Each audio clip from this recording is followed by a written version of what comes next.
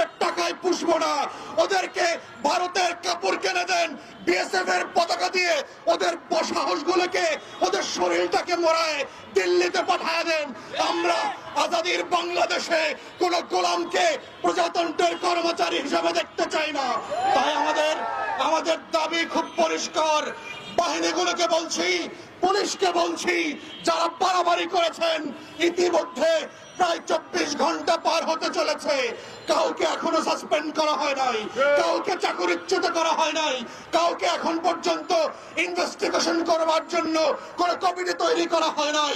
ইতিমধ্যে এই 24 ঘন্টা পার হওয়ার আগে যদি আপনারা না করেন, বাংলাদেশের গণ অভ্যুত্থানের সকল শক্তি একত্রিত হয়ে যৌথ বাহিনী এবং পুলিশের বিরুদ্ধে দাঁড়াবে।